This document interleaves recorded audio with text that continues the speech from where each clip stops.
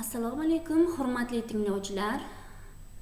Namangan viloyati Pedagog mahorat markazi aniq va tabiiy fanlar o'qitish metodikasi kafedrasi o'qituvchisi Abdullayeva Hidoyat Sidiqjon qizi. Bugun men sizlar bilan biologiya darslarida summativ formativ baholash usullari mavzusini ko'rib chiqamiz.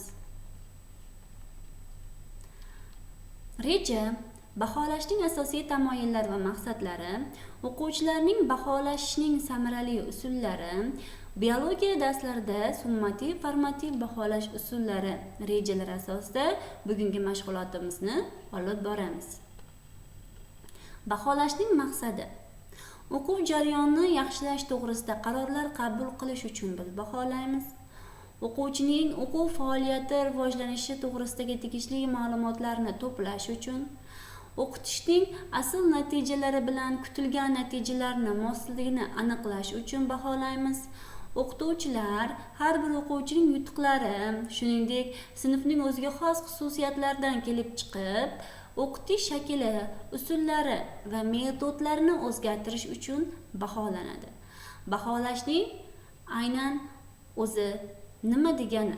Baholash bu ta'lim jarayonining ma'lum bosqichida o'quv maqsadlariga erishganlik darajasini oldindan belgilangan mezonlar asosida o'lchash, natijalarni aniqlash va tahlil qilishdan iborat jarayondir.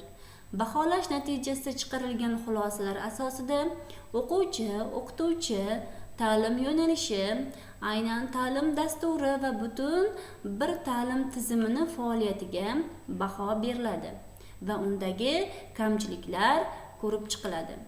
Baholashning vazifasi: ta'lim bosqichlarida har bir o'quvchining darajasini aniqlash, individual trayektoriyani korreksiyalash va bo'shliqlarni to'ldirish uchun baholaymiz. Baholashni mezonlar asosida amalga oshiramiz. O'quvchi va ota-ona bilan qayta aloqa o'rnatish uchun baholaymiz.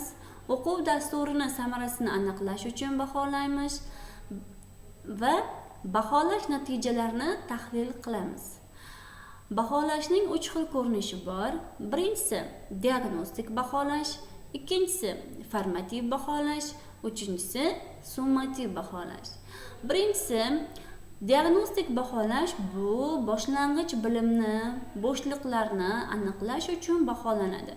Formativ baholash esa shakllantiruvchi joriy baholash. Summativ baholash xulosalovchi yakuniy baholash hisoblanadi. Formativ baholash aynan ta'lim olish uchun baholanadi. Motivatsiya, diagnostika, prognoz va korreksiya juda muhim. Summativ baholash bu olingan bilimni baholaydi va sinov uchun baholanadi. Aynan summativ baholashning quyidagi turlari ma'lum: amaliy topshiriqlar orqali, loyiha ishi orqali, diktant, laboratoriya ishi, ijodiy ish va yozmish ko'rinishda olishimiz mumkin. Formativ baholash bu yo'naltirish uchun jarayonni baholaydi. Summativ baholash esa sinash uchun natijani baholaydi. Formativ baholash ta'lim berishda qo'llanadi. Amaliy bilimni baholaydi. Ta'limni korreksiyalash uchun qayta aloqa zarur, sinov natijalariga ta'sir qilmaydi. Summativ baholash esa ta'lim berilgandan so'ng qo'llanadi. Olingan bilimlarni qo'llashni baholaydi. Qayta aloqa zarur emas, yakuniy natija uchun qo'yiladi. Baholash uning mohiyatidan kelib chiqib, 2 xil shaklda o'tkazilishi mumkin. Birinchisi me'yorga asoslangan baholash, ikkinchisi mezonga asoslangan baholash. Aynan biz bundan mezonga asoslangan baholashni ko'rib chiqamiz. Mezonga asoslangan baholash tizimi aniq standart va ta'lim maqsadlariga asoslangan topshiriqlar yordamida o'quvchilarning bilim va ko'nikmalarini baholab, ularda mustaqil fikr yuritish, ijodiy yondashishga chorlaydi. Me'yorga asoslangan baholash esa bunda ma'lum bir belgilangan me'yor beriladi. Ana shu belgilangan me'yordagi balldan yuqori to'plagan o'quvchi yoki tinglovchi sinov natijalaridan o'tgan hisoblanadi. Endi biz aynan dars jarayonlarimizda formativ baholashda Bloom taksonomiyasidan foydalanishimiz mumkin.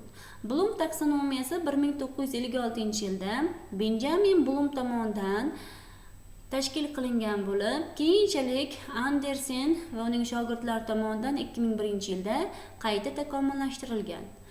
Aynan Bloom taksonomiyasini bugun biz sizlar bilan Andersen va uning shogirdlari tomonidan qayta takomillashtirilgan ko'rinishini ko'rib chiqamiz. Birinchi eslab qolish, tushunish, amalda qo'llash, tahlil qilish, baholash va yaratish bosqichlaridan iborat. Eslab qolish: biologik faktlar, atamalar, asosiy tushunchalarni eslab qolamiz. Misol uchun, DNKning asosiy 4 ta azotli asosini sanab bering degan savol berilsa, biz aynan mana shu DNKning 4 ta azotli asosini eslaymiz va ana shuni eslagan holatda biologik faktlarni sanab bera olamiz. Yoki odamda nechta xromosom borligini ayting deb savol beradigan bo'lsak, biz yoki aynan tinglovchi yoki o'quvchilar olgan bilimlarni eslab ko'radi va savolga javob beradi. Endi biologik tushunchalarning ma'nosini anglash va ularni izohlay olish bu tushunish bosqichida o'rganamiz. Aynan nima uchun o'simliklarda transpiratsiyaning ahamiyati juda ham muhim yoki transpiratsiyaning ahamiyatini tushuntirib bering. Hujayra nazariyasining 3 ta qoidasini xulosalang. Mitoz, meyoz jarayonlari o'rtasidagi asosiy farqlarni izohlang. Har xil oziqlanish turlari, avtotrof, heterotrof kabi usullarga misollar keltiring degan savollarni biz mana shu biologik tushunchalarni ma'nosini anglasakkina izohlay olib savollarga javob beramiz. Qo'llash: o'rganilgan biologik qonunlar, formulalar, nazariyalarni, bilimlarni yangi yoki amaliy vaziyatlarda qo'llay olamiz. Misol uchun, Hardy-Weinberg qonunini, formulasini bilganimiz bilan birgalikda ana shuni masalalarda qo'llay olishimiz biz bu mavzuni tushunganimiz, bilganimiz va amalda qo'llaganimizni ifodalashimiz mumkin. Biologik ma'lumotlarni qismlarga ajratish, ular o'rtasidagi munosabatlarni, sabab oqibatlarini, aloqalarini aniqlay olishimiz, tahlil qilish bosqichida ko'rib chiqamiz. Baholash bosqichida esa biologik g'oyalar, nazariyalar, tadqiqotlar yoki usullar haqida tanqidiy fikr bildirish va ularni asoslashimiz mumkin. Yaratish: yangi biologik tizim, model, reja yoki gipotez ishlab chiqishimiz bu yaratish bosqichida ko'rib chiqamiz. Aynan biz formativ baholashda assessment texnologiyasidan ham foydalanishimiz mumkin. Biologiya darslarida o'tgan mavzu bo'yicha o'quvchilarning o'zlashtirgan bilimlarini nazorat qilish va baholash, shuningdek yangi mavzuni mustahkamlashda, savol-javob qilishda va shu bilan birgalikda test topshiriqlari bilan birgalikda dars jarayonlarini olib borishimiz mumkin. Assessment texnologiyasining muhim ahamiyati nimada? Aynan bu texnologiyaning muhim ahamiyatlaridan biri har bir savol-javob yoki test topshiriqlar ma'lum bir belgilangan ballar bilan belgilab qo'yishimiz kerak. O'quvchi ana shu ballni ega bo'lishi uchun albatta savolga javob bergan bo'lishi kerak. Xo'p, formativ baholash usullari.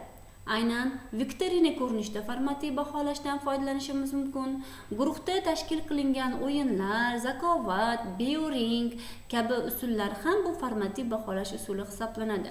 Pinboard, juftini top, impuls, loto, tezkor savol-javob, pantomima, men kimman, checklist kabi usullar bu formativ baholash usullari bo'lib, biz buni dars jarayonlarimizda qo'llashimiz mumkin.